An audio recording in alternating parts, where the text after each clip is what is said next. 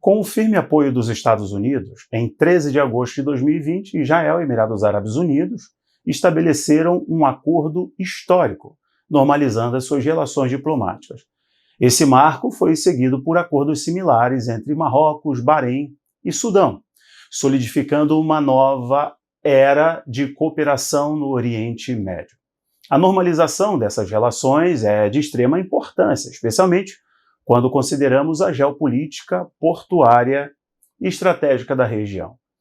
Os países envolvidos possuem portos estratégicos que desempenham um papel fundamental no comércio global. Marrocos, por exemplo, tem acesso privilegiado ao Oceano Atlântico, enquanto Bahrein é um centro logístico crucial no Golfo Pérsico. A normalização das relações entre essas nações pode abrir oportunidades para uma maior colaboração na gestão de portos e também de rotas comerciais importantíssimas, fortalecendo mais ainda as posições internacionais nesse cenário que estamos vendo. Além disso, essa abordagem demonstra a posição soberana dos Estados Unidos, que, de forma estratégica, busca manter seu papel na liderança da região frente aos interesses recentes de grandes potências como a China e a Rússia. Falando da China, a China tem investido pesadamente em projetos de infraestrutura no Oriente Médio, incluindo portos, rotas comerciais, com seu programa muito bem sucedido Belt and Road, a nova Rota da Seda. Ao fortalecer os laços com os países aliados, os Estados Unidos podem contrabalançar a crescente influência chinesa na região. Ao mesmo tempo, a Rússia tem buscado fortalecer suas relações com governos regionais nada democráticos, particularmente no ambiente bélico-militar.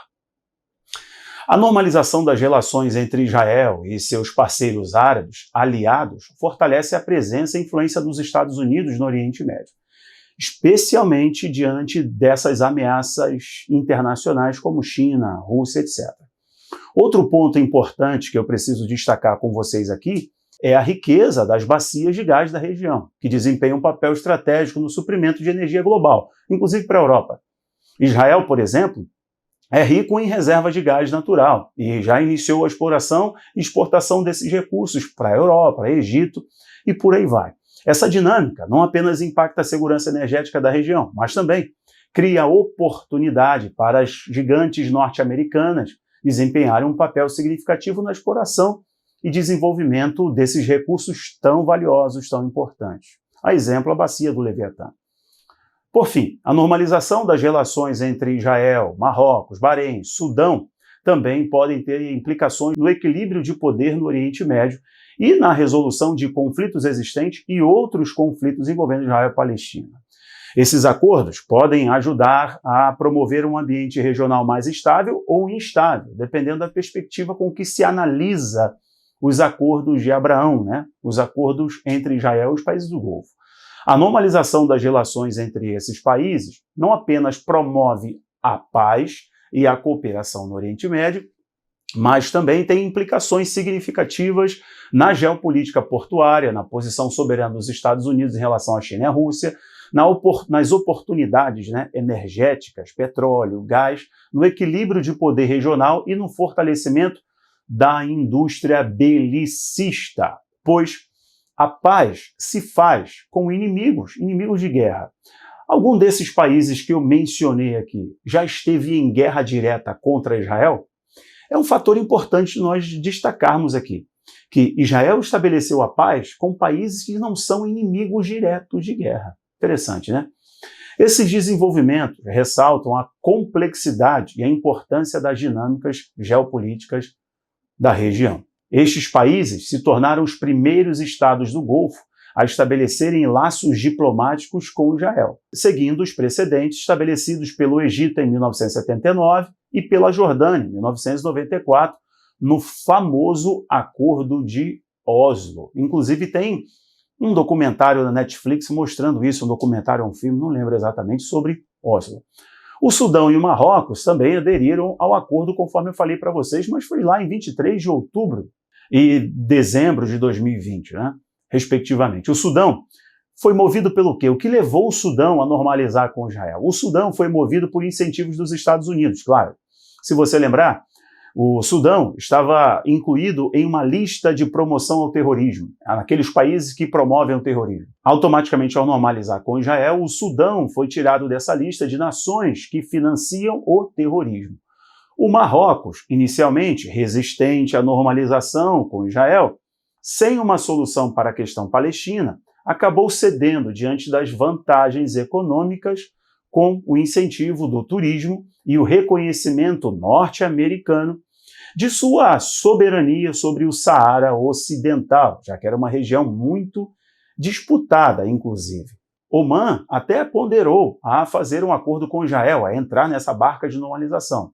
Mas seu ministro do Exterior enfatizou a importância de uma solução de dois estados, Israel e Palestina, principalmente como condição prévia, refletindo essa postura crítica árabe em relação à normalização com Israel. De novo, a solução de dois estados vai estar na mesa e estará presente daqui para frente. Os acordos destacam a importância da paz, como eu falei para vocês, coloque todas as aspas aí, e da coexistência entre diferentes etnias e religiões na região, promovendo o diálogo interestatal e formalizando relações diplomáticas que anteriormente eram conduzidas de maneira não oficial. A expectativa é que a renovação desses laços, especialmente nas áreas do turismo, tecnologia, energia, bélica, fomente uma série de projetos colaborativos entre essas nações. Essa é a grande expectativa do Golfo, inclusive as empresas de tecnologia, empresas militares, empresas de energia dos Estados Unidos. Exemplificando, Israel e os Emirados Árabes Unidos rapidamente estabeleceram voos e comunicações diretas, além de promoverem várias visitas oficiais de autoridades de alto escalão e atuarem na vacinação em massa contra a Covid-19, trocando tecnologia vacinal entre os países da região. Interessante. O cerne dos acordos de Abraão é a questão comercial e troca de tecnologia militar. Dificilmente vimos na história um acordo de paz ser costurado nestes termos que eu acabei de relatar para vocês agora. Deve-se recordar que os Estados Árabes representam primordialmente os interesses das elites políticas, que são minorias com poder decisivos na definição de objetivos e políticas presentes no discurso e ações nacionais, marginalizando, é claro, a voz do seu povo. Interesse político. É assim que as monarquias do Golfo atuam. É por essa razão que, em um nível estatal, Turquia, Kuwait, Irã e Paquistão foram os únicos a condenarem os acordos diretamente. E aqui, nesse curso, eu explico para você por quê.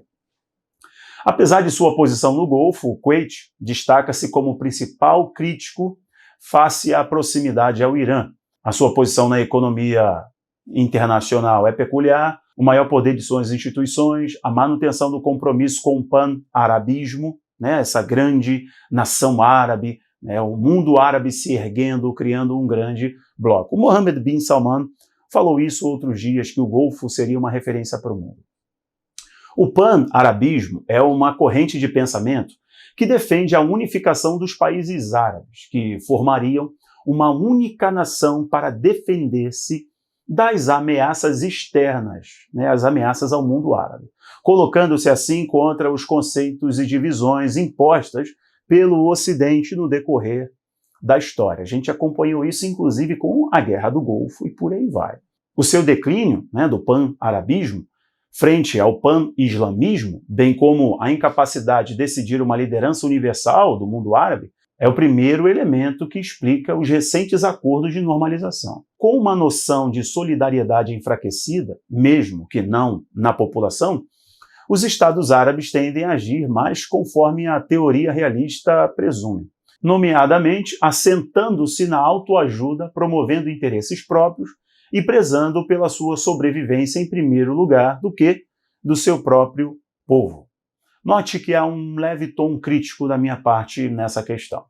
Mas vamos prosseguir. A consequência mais relevante para o estudo é que as autoridades palestinas perdem seu papel anterior de ter a palavra final quando a questão é Israel. O cetro passou de mão, entendeu? Sem a influência do pan-arabismo na formação das políticas externas e decisões governamentais, a busca pela normalização é muito atrativa. Exatamente isso o que foi acontecendo no decorrer dos anos. Esse descrédito do movimento pan-arabista cria uma contradição que está no cerne da questão, se os acordos vão vigorar ou fracassar. Uma coisa é a questão árabe, buscando representatividade no cenário internacional, troca comercial, política, troca militar, bélica, de inteligência, e outra coisa é a questão palestina. Não obstante a isso, a manutenção de relações por alguns países árabes com Israel já decorre desde 93, como eu falei para você, quando foram assinados os acordos de Oslo, né? Organização pela Libertação da Palestina,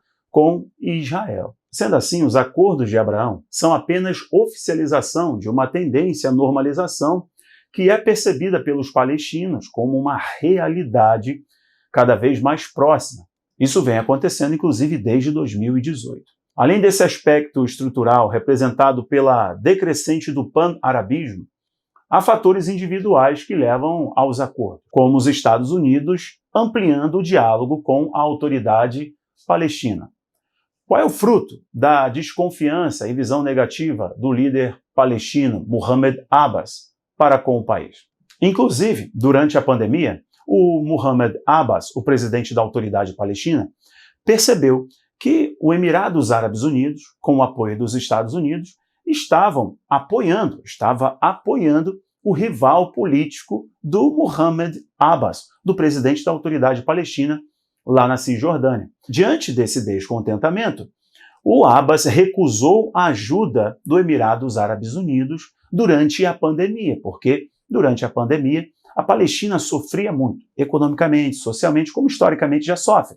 Uma região dominada, principalmente Gaza, vamos falar assim, Gaza dominado pelas forças terroristas do Hamas.